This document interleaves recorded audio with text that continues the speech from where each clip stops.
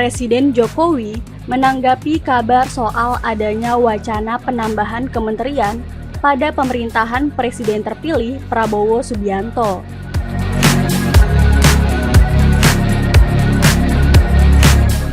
Menurut Presiden Jokowi, hal tersebut merupakan hak prerogatif Presiden terpilih.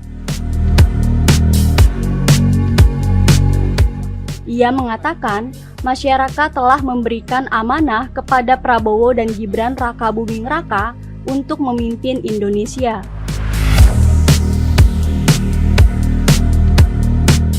Sehingga Presiden Jokowi menyerahkan urusan kementerian di pemerintahan selanjutnya kepada Prabowo.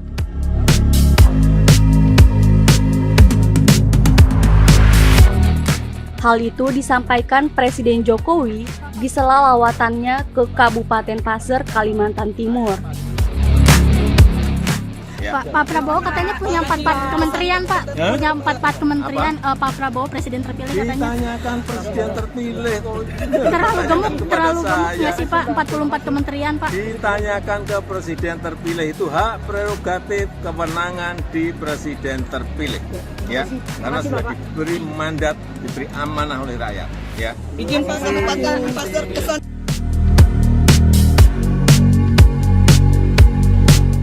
Sebelumnya, jumlah kementerian pada pemerintahan Prabowo dan Gibran disebut akan berjumlah 44. Di mana ada penambahan 10 kementerian jika dibandingkan kabinet pemerintahan Presiden Jokowi.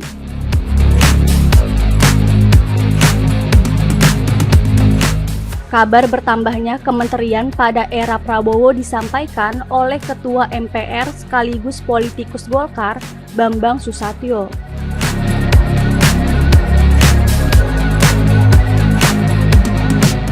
Ketua Harian DPP Partai Gerindra Sufmi Dasko Ahmad menyebut, saat ini belum bisa dipastikan berapa jumlah menteri di pemerintahan Prabowo.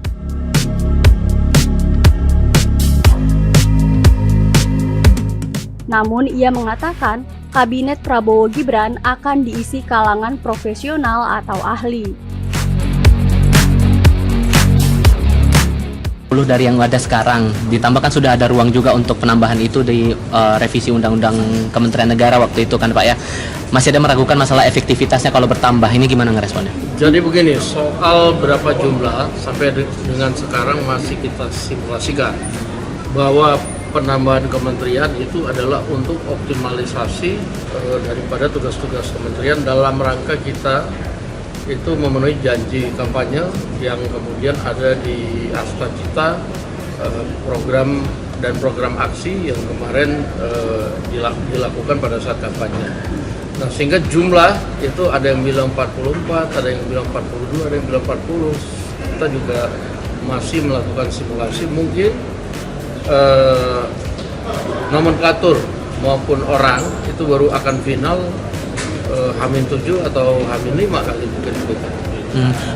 Untuk nomenklaturnya ini apakah, saya ambil contoh misalnya Kementerian Pekerjaan Umum dan Perumahan Rakyat begitu, apakah kemungkinannya akan ada peleburan? Jadi atau begini, gimana? Yang namanya penambahan, yang namanya pemisahan dan lain belum bisa kita publikasi karena saat ini masih kita simulasikan.